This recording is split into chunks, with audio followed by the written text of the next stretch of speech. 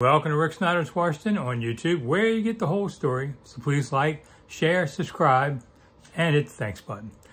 What have the Washington Commanders learned and not learned 1/3 of the way through training camp? All right, we start out with what they figured out.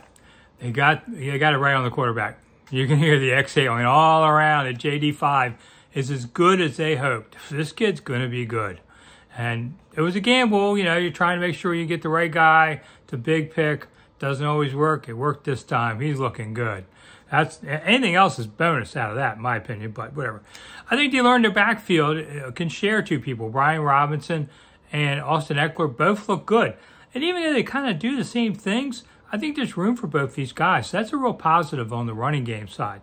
Tight end, they needed Zach Ertz to come through, have one more good season in his career for him. I think he will. Man, he's got a lot of competition fire in him, man. That's why he's been so good. What haven't they learned yet? Well, I think they learned that Brandon Coleman's probably going to be their left tackle. That's a great thing to learn. Third-round pick. If he pans out, wow, great, saves himself some money there.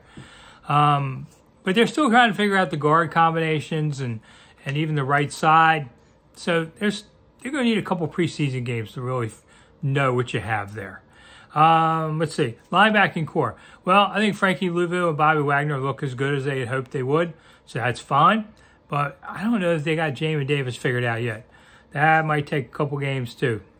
And special teams. I know that kickoff drill, we all look at it like, what in the world's going on here?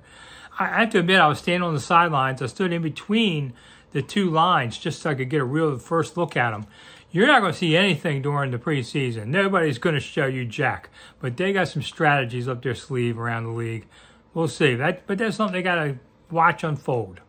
All right. I'm Rick Snider. Thanks for coming. See you soon.